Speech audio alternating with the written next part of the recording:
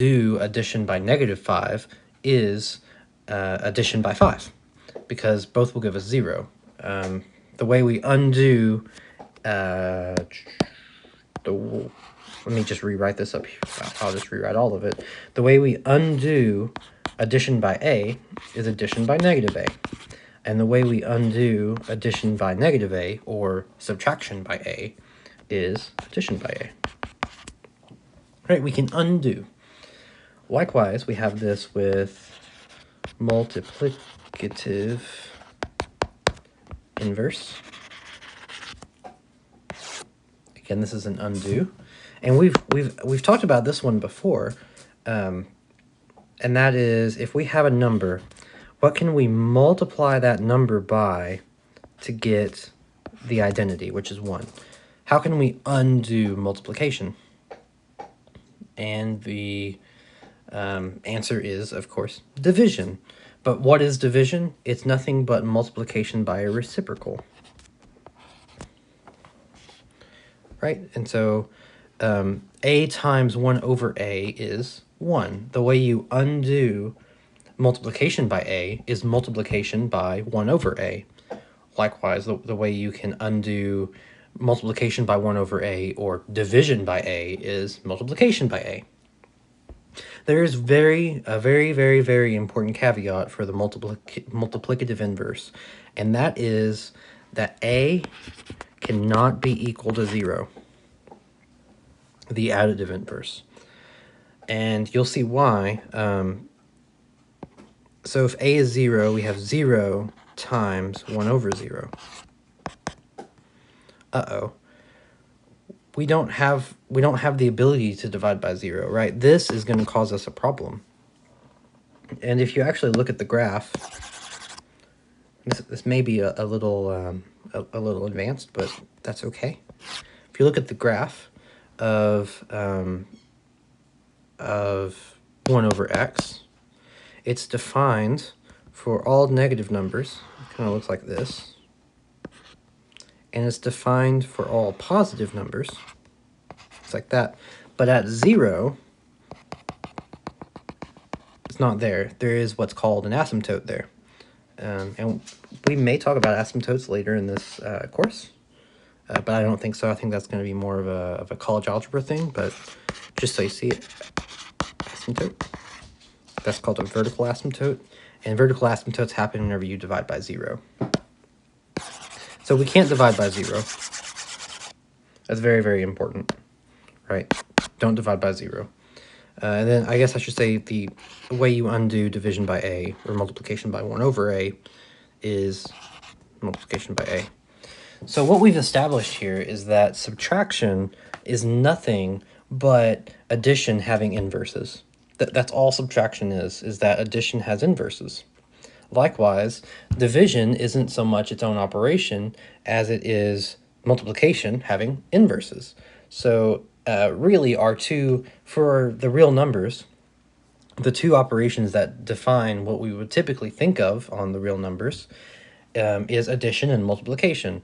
Subtraction and division is inherited from the addition and multiplication. So these are really, really cool properties, and they're very special. If you have a set of numbers, and the real numbers is denoted by this blackboard bold R, together with addition, multiplication, that forms a really, really interesting structure called a field. Okay. Let's actually do some examples here. Actually, before we get to the examples, let's look at some more properties of 0. If we know that we can't divide by 0, and we know 0 is the do-nothing, or to use our newfound term, the identity, additive identity. We can say some more about 0. We can say that 0 times anything is 0. And likewise, anything times 0 is 0. And we can see that by taking 0. We can use the distributive property from before. So let's say 0 times a. 0 is 1 plus -1 times a.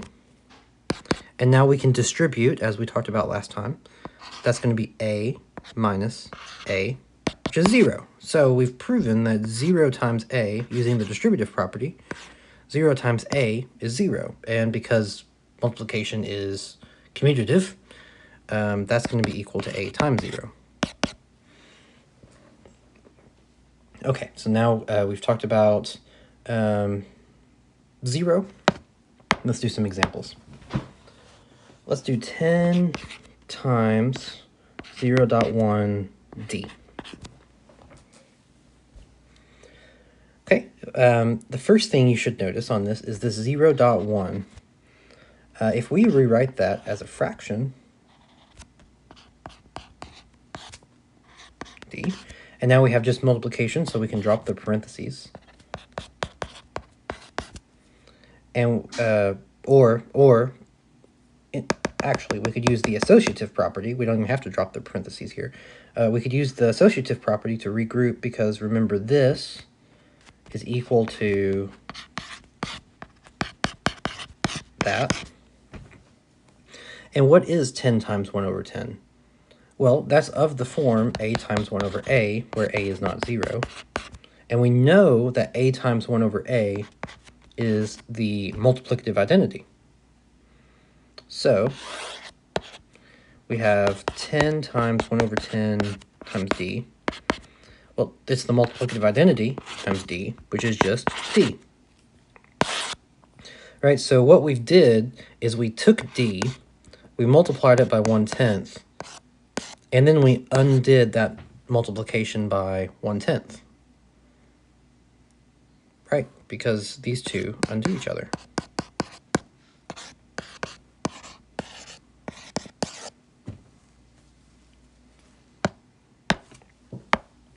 Let's do another example. 0 divided by n plus 5, where n is not equal to -5.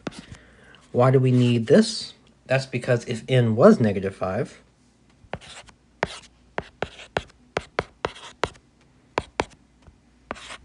then we have 0 over 0. We're dividing by 0. That's not allowed. So n can't be -5. So what does this simplify to?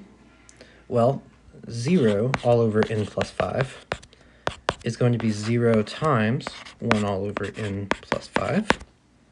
Right, and maybe I'll split this up into 2 steps. 0 is 0 times 1 all over n plus 5, right? Because 0 times 1 is 0. We can bring the 0 out front. And we know 0 times anything is 0. So in general, a times 0 is 0. 0 divided by a is also 0, assuming a is not 0. Okay, one more. And that is 10 minus 3p divided by 1 minus p. And the question is, what's our restriction on p? What can p not be?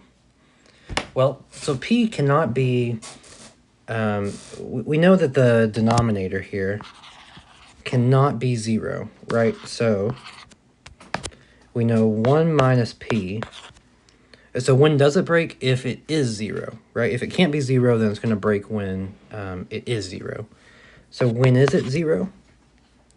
Well, we can use the properties of real numbers to add p to both sides. Use the associative property to see that we've done nothing here, but added on the additive inverse, meaning that we subtracted p and added p, we've done nothing. And so we're left with 1 is p, or p p is 1. So p is 1 is going to break this. Why? Because whenever we plug in 1, we're going to get 0 on the bottom. So p cannot be equal to 1. Okay. I think that's going to cover it for this lecture. And it's, I believe, the final lecture for the real numbers that we have in Lumen. Next, we're going to be putting together linear equations and linear inequalities.